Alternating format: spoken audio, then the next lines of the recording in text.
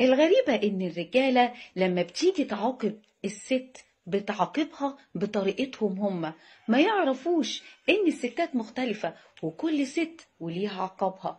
وفي الفيديو ده هنتكلم عن عقاب كل ست في كل بلد. وطبعا لو عايز تعرف عقاب الست المصرية هتبقى مفاجأة في آخر الفيديو. شاهد الفيديو للآخر عشان تعرف عقاب الست المصرية. واعتذر لكل الستات لأن الفيديو فكاهي.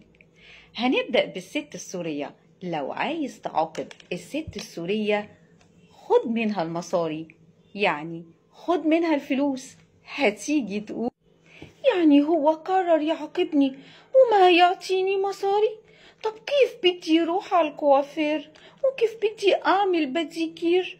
عن جد هيك العقاب ما بيتحمل، هيك عم يعاقبني بالنفسية مش بالمصاري. ولما تيجي تعاقب الست اللبنانية تعمل ايه؟ لبسها عباية. هتيجي تقول هو عن جد لبسني عباية؟ يعني شو مفكر حاله؟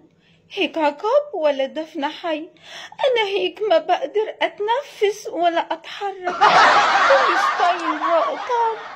يا لطيف شو هالعقاب؟ لكن بقى الست السعودية لو عايز تعاقبها ما تجيب لهاش دهب. هتيجي تتجنن وتقول يعني الحين هو قرر يعاقبني وما يجيب لي دهب؟ طب وش بقي من الحياة بدون دهب؟ حتى المزاج ما بيزين إلا بلمعة الخاتم يا ناس. ونيجي بقى للست الكويتية.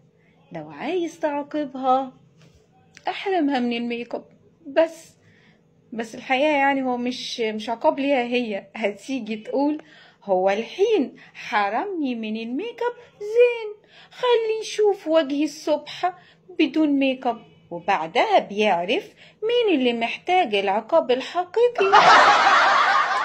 وطبعا بقى الست القطرية لو عايز تعاقبها ما تجيب لهاش خدامة.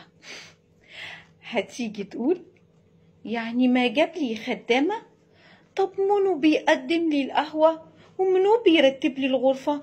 أنا مو متعودة على هالعقاب القاسي، هذا تعذيب مو زواج.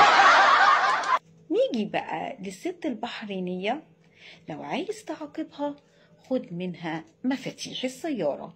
هتيجي تقول أخد مفاتيح سيارتي؟ زين وشنو تعملي سوى الحين؟ أمشي برجولي؟ أنا مو متعودة على هذا العقاب، هذا إعلان حرب مو زعل. والست بقى الأردنية لما تحب تعاقبها اتجوز عليها.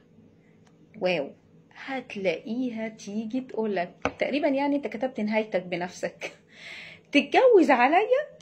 طب اسمع، خبرني وين تحب تدفن، شمال ولا جنوب؟ نيجي بقى للست المصرية.